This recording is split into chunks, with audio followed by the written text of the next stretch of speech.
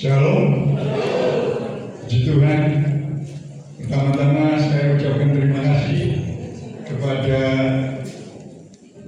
panitia reuni yang ke-60 dari kaum muda Jemaat GBPS Kaliasin.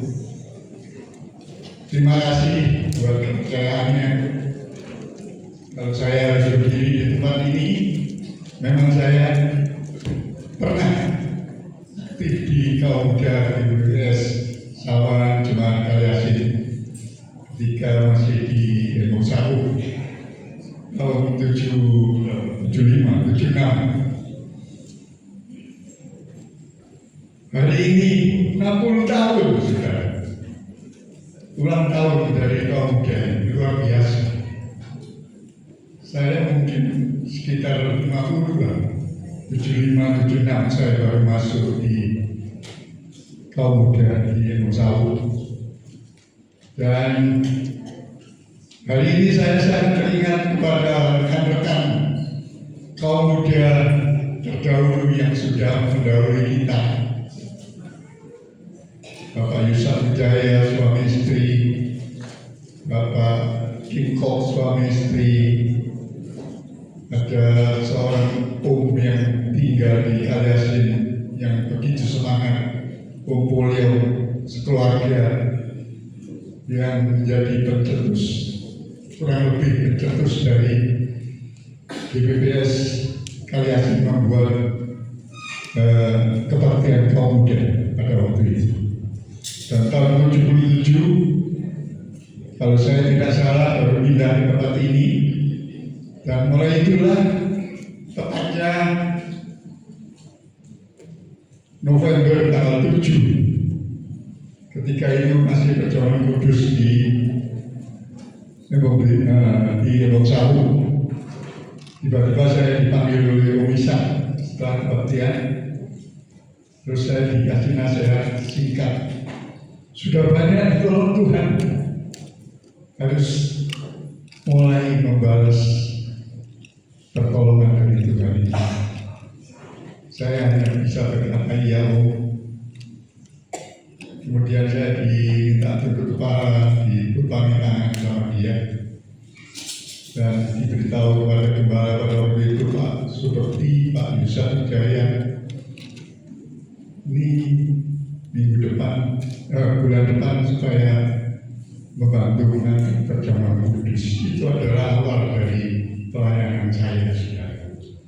Sampai saat ini saya masih di GBPS.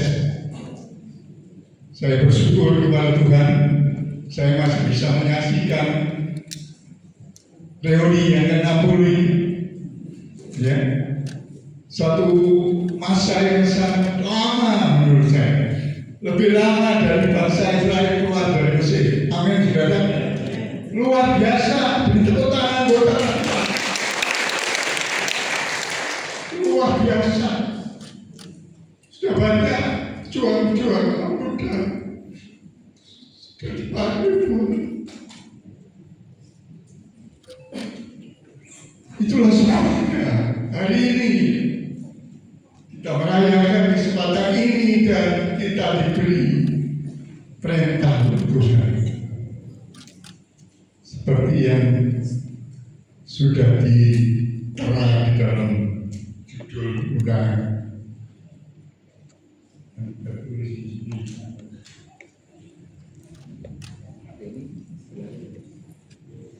Bertandinglah, rebutlah hidup yang kekal. Amin.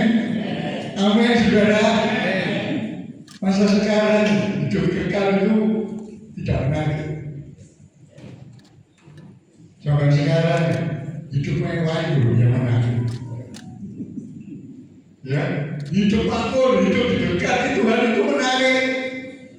Apalagi genset. Apa itu? Hidup kekal. Yang penting itu sekarang, hidup sekarang ini bagaimana? Tapi sore hari ini Tuhan memberi satu tema yang menurut saya langka, tapi harus kita terima dengan sukacita. Amin, saudara. Amin. Terima dengan sukacita. Dan silakan dilayangkan.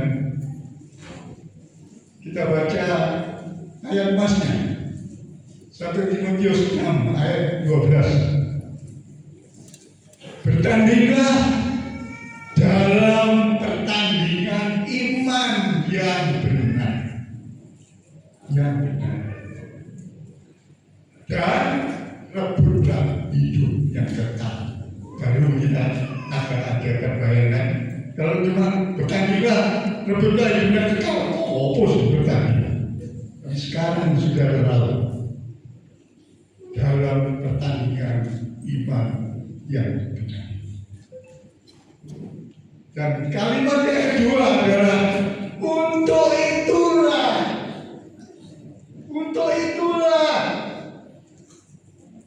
engkau telah dipanggil. Jadi kita semuanya ada di sini hari ini dipanggil oleh Tuhan. Amin. Dipanggil itu apa? Untuk bertanding dalam iman yang benar. Dan telah engkau ikrarkan. Ikrar yang benar juga. Ikrar yang benar juga di depan banyak saksi. Berarti sore hari ini ada panggilan dan saudara dan saya sepakat untuk menerima panggilan itu dan berjanji untuk menerima panggilan. Amin, saudara. Amin. Mohon maaf untuk sementara waktu, jangan memikirkan hidup di dunia ini dulu. Waktu saya hanya 30 menit. Mari kita lihat hidup yang kekal ini. Karena kita sudah sepakat, kita sudah berikrar dengan ikrar yang benar. Ikrar itu menurut saya berbeda dengan janji. Ikrar itu lebih kokoh, lebih kuat. Saya berikrar, Sumpah Pemuda berikrar, satu bangsa Indonesia itu sungguh-sungguh. Ikrar yang benar di hadapan banyak saksi. Sebagian besar di sini adalah kaum muda yang sudah berpuluh tahun beribadah, mengabdi kepada Tuhan dalam pelayanan dimanapun saat ini sudah berada. Mungkin sebagian sudah tidak di GBPS, tidak masalah. Yang penting memenuhi panggilan dari Tuhan. Yang hari ini kita minta bertandinglah.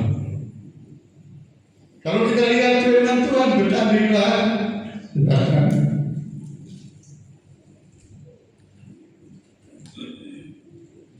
Dua Timotius 2 ayat yang kelima. Seorang olahragawan hanya dapat memperoleh mahkota juara bila bertanding menurut peraturan olahraga. Setiap orang ragawan pasti harus tahu itu dengan aturannya bagaimana. Kalau kita bertanding, yang tadi saya katakan itu bukan pertandingan duniawi, bukan pertandingan jasmani, tapi karena berkaitan dengan hidup yang kekal, pertandingannya adalah pertandingan rohani, saudara. Itu yang saya katakan langka. Pertandingan rohani yang tidak kenal waktu. Tadi sudah disinggung dalam kesaksian Bapak Effendi. Setiap saat dimanapun kita bisa mengalami penderitaan. Apa siang, apa malam, apa pagi, apa sore, apa kita kuat, apakah kita siap, tidak siap. Pertandingan itu tidak mengenal waktu, berbeda dengan pertandingan di dunia ini, sudah. Pertandingan di dunia selalu ada waktunya, ada batasnya. Batas waktu pertandingan kita adalah sisa umur hidup saudara dan saya. Amin, saudara. Kalau yang masih muda, mungkin sisa usianya lebih banyak. Mungkin, belum tentu, saudara. Belum tentu. sisa usia kita tidak ada yang tahu. Tapi sisa usia itulah kita harus siap bertanding untuk merebut hidup yang kekal dengan menurut peraturan olahraga. Peraturan pertandingan kita hari ini adalah peraturan firman Tuhan, nggak ada lagi. Peraturannya adalah kebenaran. Peraturannya adalah hukum kasih. Hukum yang utama kasih. Dan saudara melihat tantangan yang ada hari ini. Seperti juga disebutkan di dalam Alkitab bahwa pada masa yang sukar akan terjadi keadaan yang orang menjadi egois. Egois berarti meninggalkan kasih. Kasih akan menjadi dingin. Kemudian orang akan menjadi hamba apa? Hamba uang. Jangan salah. Bukan berarti sudah tidak boleh kaya pun. Tidak ada larangan tidak kaya. Dilarang kaya boleh. Tapi justru saudara dan saya harus bisa menguasai uang itu. Jangan mau diberhamba uang. Dan kita lihat kejahatan sekarang ini. Bagian besar bersumber dari karena uang. Orang membunuh anak, membunuh bapak, bapak membunuh anak. Karena apa? Karena warisan, karena uang. Beberapa waktu yang lalu ada pengikut Kristus juga yang main-main dengan uang dan akhirnya ditangkap. Tentu saudara tahu kan? Bukan orang miskin, orang kaya. Tapi karena diberhamba uang, walaupun dia ada di dalam tubuh, tapi ternyata dia terbukti dengan sah sudah melakukan korupsi.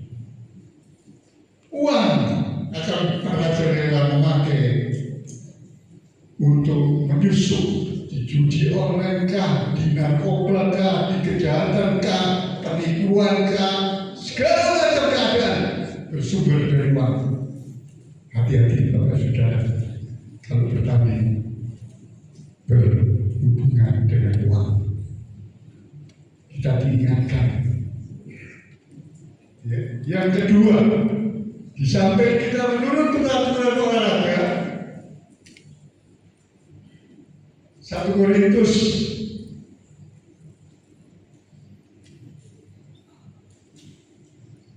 9:25, peserta pertandingan menguasai diri dalam segala hal. Mereka untuk memperoleh mahkota yang fana. Kita untuk mahkota abadi. Amin. Pertandingan kita bukan untuk mahkota yang fana. Karena itu kita harus dikatakan di sini menguasai diri dalam segala hal. Seorang atlet pasti menguasai bidangnya. Kalau dia seorang petinju misalnya, tidak mungkin dia memukul dengan sembarangan. Kalau dia seorang pelari, tidak mungkin dia akan melari seenaknya. Karena dia punya skill, punya kemampuan berolahraga di bidang itu.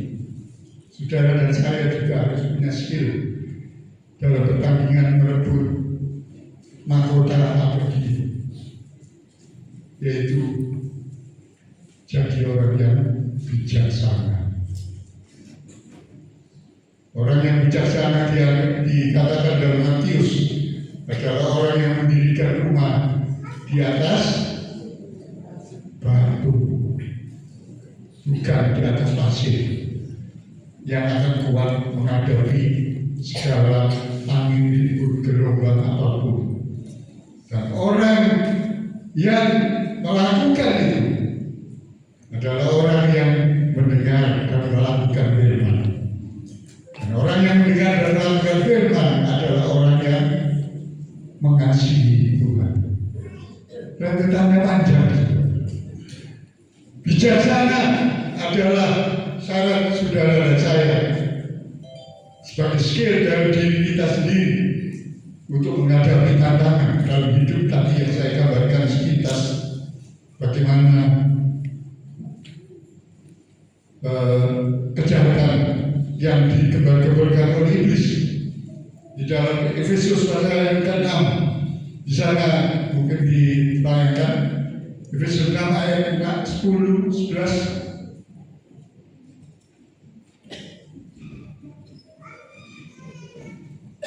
Kita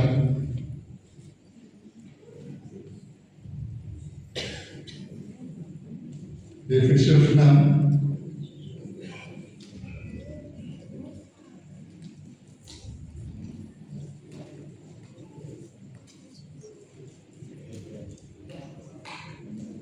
akhirnya hendaklah kamu kuat di dalam Tuhan, di dalam kuat kuasanya. Kenakanlah seluruh perlengkapan senjata Allah, supaya kamu dapat bertahan melawan tipu muslihat iblis. Tipu muslihat iblis. Akhirnya hendaklah kamu kuat dalam Tuhan. Kenapa harus kuat dalam Tuhan? Karena dunia ini sudah dikuasai oleh kuasa gelap. Dunia ini sudah dikuasai oleh kegelapan, dikuasai oleh iblis. Kalau kita melawan sendiri nggak bisa, nggak mampu kita. Saudara mungkin ingat cerita perjanjian lama zamannya Nuh. Bagaimana Nuh sekeluarga harus hidup di tengah-tengah kejahatan pada waktu itu. Karena memang manusia sudah rusak hidupnya. Dan itu merupakan satu pertandingan yang berat buat mereka. Tapi akhirnya Nuh mendapat kemenangan. Karena apa? Karena pembelaan dari Tuhan. Ya. Karena tidak mungkin harus dengan kuat kuasanya, kuat kuasa Tuhan, harus dengan perlengkapan senjata Allah. Karena perjuangan kita bukanlah melawan darah dan daging, tapi melawan pemerintah-pemerintah, penguasa-penguasa, penghulu-penghulu dunia yang gelap. Dunia kita lagi gelap. Dan Indonesia juga lagi tidak baik-baik saja. Kejahatan di negeri kita, saudara bisa melihat hampir tiap hari yang namanya pembunuhan, yang namanya geng motor, yang namanya narkoba, yang namanya macam-macam penipuan, baik di jalanan, baik dimanapun, ya, perampokan, penjarahan, penghulu-penghulu dunia yang gelap ini melawan roh-roh jahat di udara. Terus ayat 13, sebab itu ambillah seluruh perlengkapan senjata Allah, supaya kamu dapat mengadakan perlawanan pada hari yang jahat itu, dan tetap berdiri sesudah kamu menyelesaikan segala sesuatu. Ada kuasa Allah yang kita butuhkan, ya, dalam pertandingan ini. Kita tidak bisa. Memang kita hidup di dunia ini, tapi kita tidak berjuang secara dunia. Kata Rasul Paulus seperti ini. Maka kami berjuang dengan kuasa dari Allah yang bisa menghancurkan benteng-benteng musuh yang tadi di dalam ujian dinyatakan membuat saudara dan saya menjadi apa? Umat pemenang, bahkan lebih dari pemenang. Beri tepuk tangan buat Allah kita yang menjamin kemenangan itu. Asal saudara dan saya siap tanding dalam iman yang benar. Kita berlanjut, iman yang benar harus kita pertahankan.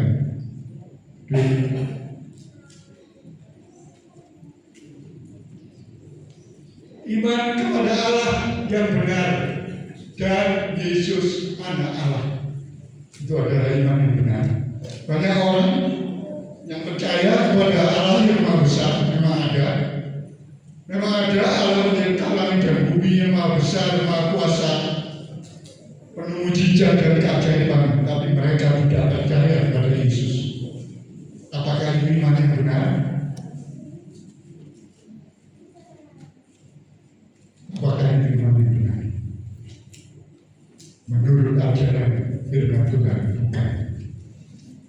firman yang benar adalah di dalam Yohanes 3 ayat 16. Karena begitu besar kasih Allah atas dunia ini sehingga Dia mengaruniakan anaknya yang tunggal supaya yang percaya padanya beroleh hidup yang kekal. Kunci kehidupan kekal ada pada Yesus dan Allah. Dan iman yang benar adalah iman kepada Allah yang benar, kepada Yesus Kristus yang benar. Dua hal ini tidak bisa dipisahkan. Dunia seringkali percaya pada Allah, tapi menolak Yesus, menolak Dia sebagai anak Allah. Bahkan dia hanya dikenal sebagai manusia biasa, hanya sebagai anak dari tukang kayu.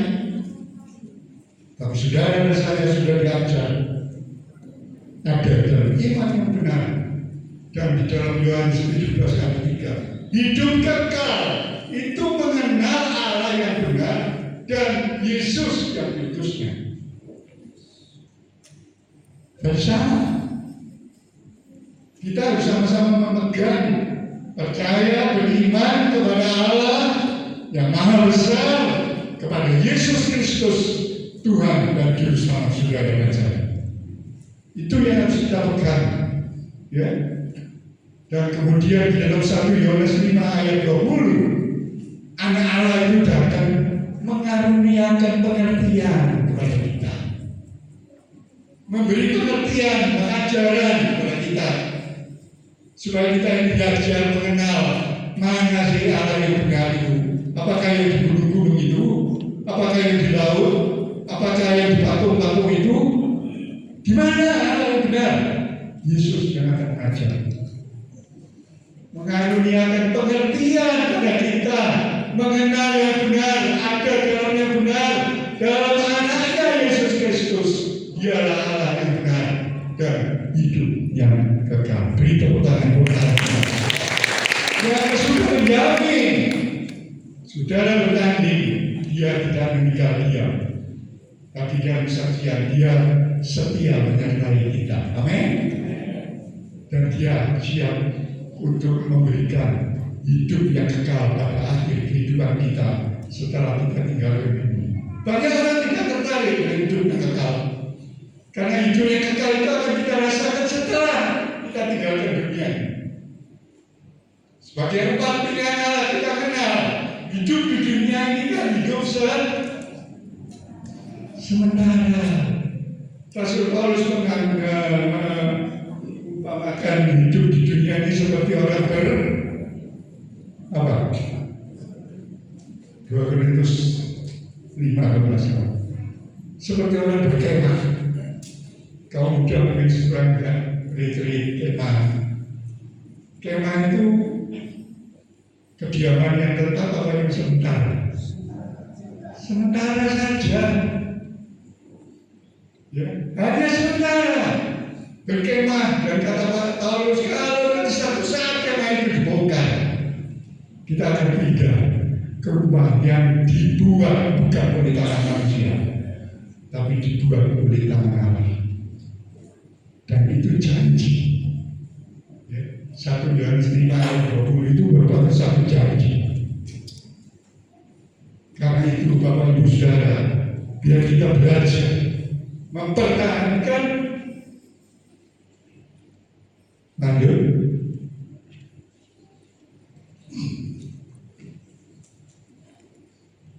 iman yang berdasar dengan kasih. Iman tanpa kasih tidak boleh. Karena tadi saya sebut, kasih memang hukum yang utama. Gak mungkin kita menjalankan kasih itu. Yesus datang ke dunia karena kasih Allah. Dia mengasihi saudara dan saya, dan dia menebus kita. Siapa Allah yang seperti itu? Tidak ada. Saya katakan pasti, tidak ada hal seperti itu yang tidak memperhitungkan kesalahan, dosa, kejahatan kita untuk menimpa kita, tetapi ada Yesus yang diutus sebagai korban di kayu salib. Dan iman tanpa kasih tidak berguna.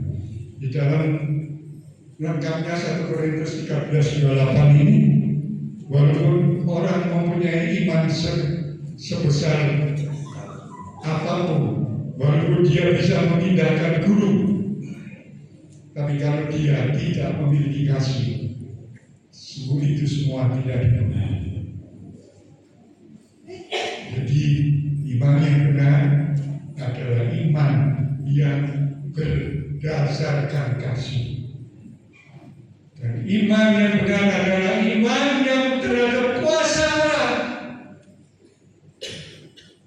yang akan melaksanakan janjinya. Ini ada ayat yang cukup panjang.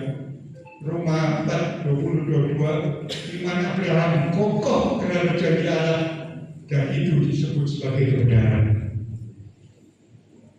Kita ingat cerita Abraham bagaimana dia menunggu janji Allah selama 25 tahun.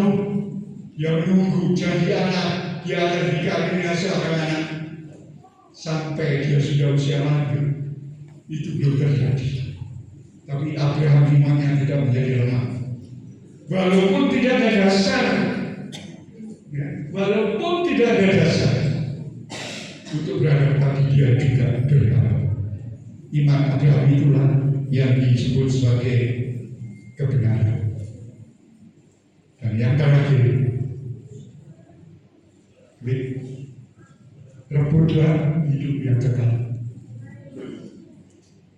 Kita sudah tahu iman yang benar, dan kita akan bertanding di situ di iman yang benar.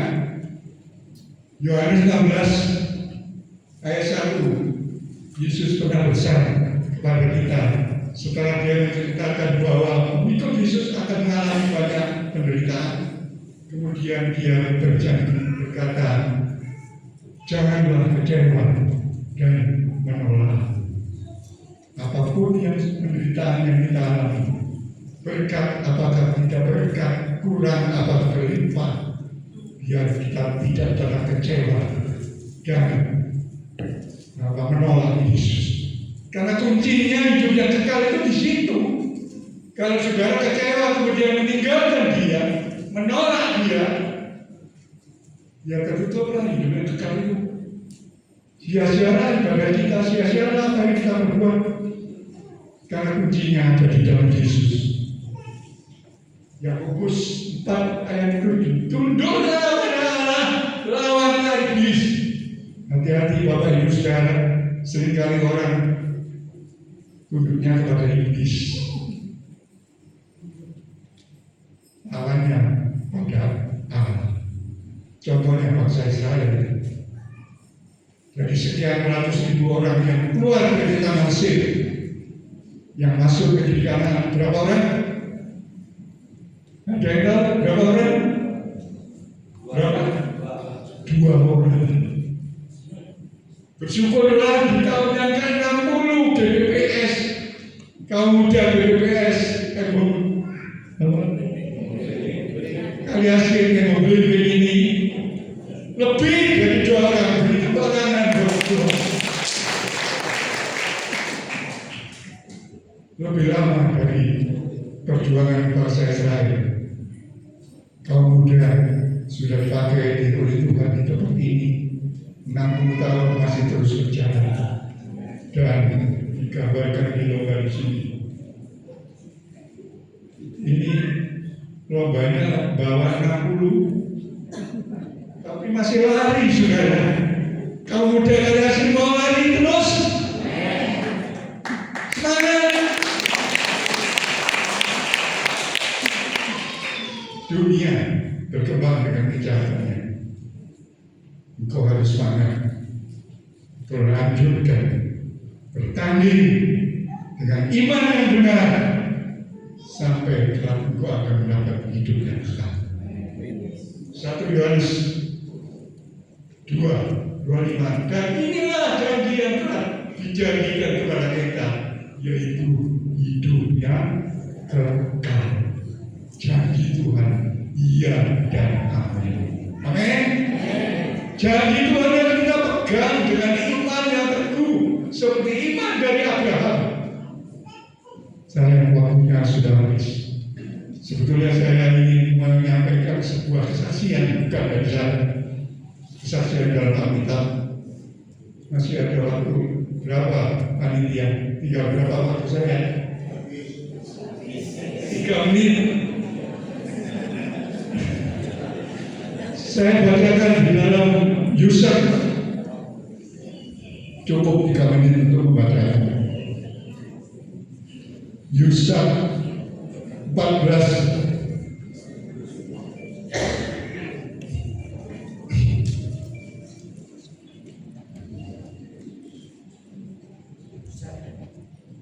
Yusuf 14. Saya bacakan mulai ayat yang ke-7. Pengalaman dari seorang tokoh Alkitab yang mungkin tidak begitu terkenal, yaitu siapa? Kaleb. Kaleb itu partner Yosua. Yusuf. Saya bacakan mulai ayat 7. Aku berumur 40 tahun ketika aku disuruh Musa, hamba Tuhan itu, dari Kades Barnea untuk mengintai negeri. Dan aku pulang membawa kabar kepadanya yang sejujur-jujurnya. Sedang saudara-saudaraku yang bersama-sama pergi ke sana dengan aku membuat tawar hati bangsa itu. Aku tetap mengikuti Tuhan Allahku dengan sepenuh hati. Pada waktu itu Musa bersumpah, katanya, sesungguhnya tanah yang diinjak oleh kakimu itu akan menjadi milik pusakamu dan anak-anakmu sampai selama-lamanya, sebab engkau tetap mengikuti Tuhan Allahmu dengan sepenuh hati. Jadi sekarang, 40 tahun yang lalu, sekarang sesungguhnya Tuhan telah memelihara hidupku seperti yang dijanjikannya. Kini sudah 45 tahun lamanya sejak diucapkan buah firman itu kepada Musa, dan selama itu orang Israel mengembara di padang gurun. Jadi sekarang telah berumur berapa? 85 tahun aku hari ini. Pada waktu ini aku masih sama kuat seperti pada waktu aku disuruh Musa.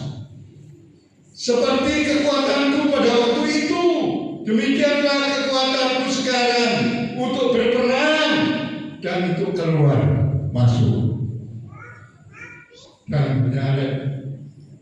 Oleh sebab itu berikanlah kepadaku kegunungan yang dijanjikan Tuhan pada waktu itu, sebab engkau sendiri mendengar pada waktu itu bahwa di sana ada orang enak dengan kota-kota besar dan berkubu. Mungkin Tuhan menyertai aku sehingga aku menghalau mereka seperti yang difirmankan Tuhan.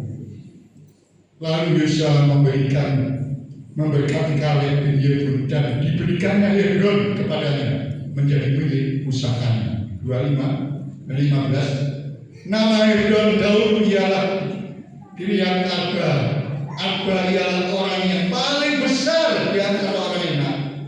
Dan amanlah negeri itu berhenti berperang. Yang menarik adalah kesetiaan dari Kaleb. Dia usia 40 tahun disuruh menjadi tim pengintai, dan selama 45 tahun dia menanti hadiah Hebron. Dia dipelihara oleh Tuhan, diberi kekuatan oleh Tuhan, sehingga dia bersaksi bahwa kekuatanku sekarang ini sama dengan kekuatanku 45 tahun yang lalu. Kekuatan kaum muda yang ada sekarang sama dengan kekuatan 60 tahun yang lalu. Amin. Dan itulah yang kekal sekarang. Terus melayani Tuhan. Karena Tuhan yang memelihara dan Tuhan yang akan memberikan kemenangan. Tuhan memberkati. Saya mohon Bapak Jos untuk berdoa. Terima kasih Bapak Firman Tuhan.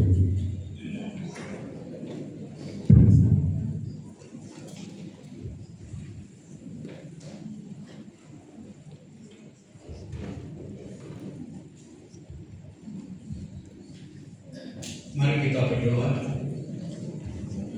Kami bersyukur kepada-Mu ya Tuhan atas kasih, pertolongan dan penyertaan Tuhan teristimewa bagi kaum muda di tempat ini, di mana pada hari ini Tuhan boleh merayakan dengan penuh sukacita reuni yang ke-60 tahun.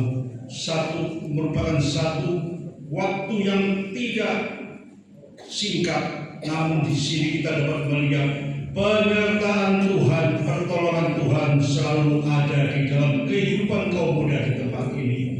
Dan kami percaya Tuhan tetap menyertai di dalam perjalanan kaum muda di tempat ini, sehingga sesuai dengan firman-Mu melewati pertandingan bersama dengan Tuhan yang pada saatnya akan mencapai satu kemenangan, hidup kekal di rumah Bapa di surga yang mulia. Kiranya Tuhan, firman-Mu yang indah pada petang hari ini sudah menjelaskan, mengingatkan kepada kami semua betapa sulitnya, betapa banyak masalah dalam kehidupan pada akhir zaman ini. Dunia makin hari makin gelap, makin hari makin penuh dengan tantangan. Tapi mari Tuhan, peganglah tangan kami semua, ajarkan kami menaruh hidup kami sepenuhnya dalam tangan Tuhan, karena kami tahu berjalan bersama dengan Tuhan, kami selalu akan mencapai satu kemenangan.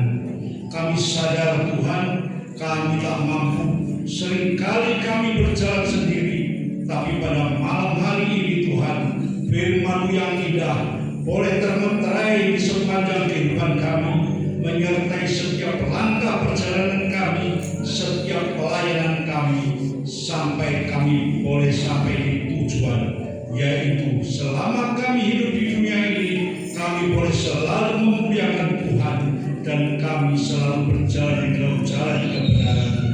Terima kasih Bapa di surga. Kami percaya Tuhan tetap pakai hamba-Mu Bapak Yosef Abimena yang sudah menyampaikan kebenaran firman-Mu pada malam hari ini. Tetap Tuhan pakai dengan tubuh yang sehat, hati penuh sukacita, tambahkan hikmat-Mu di dalam kehidupannya, hingga beliau boleh lebih hari, boleh memuliakan Tuhan, boleh melayani Tuhan dengan tubuh yang sehat, hati penuh sukacita, dan nama Tuhan dipermuliakan. Terima kasih Bapa di surga, terima kasih buat firman yang indah pada malam hari ini. Dan kami percaya firman itu boleh menghidupi setiap kehidupan kami, sehingga kami boleh tetap berjalan di dalam jalan kebenaran Bapa. Terima kasih Bapa di surga, di dalam nama Tuhan Yesus kami sudah berdoa dan mengucap syukur. Haleluya, amin.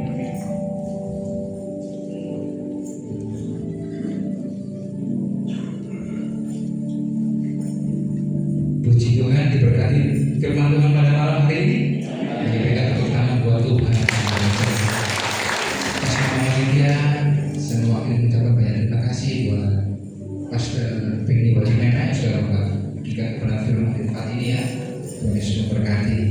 Terima kasih juga buat Pak Tuhan, DHD, dan juga Bapak Pusat yang sudah hadir dalam acara reuni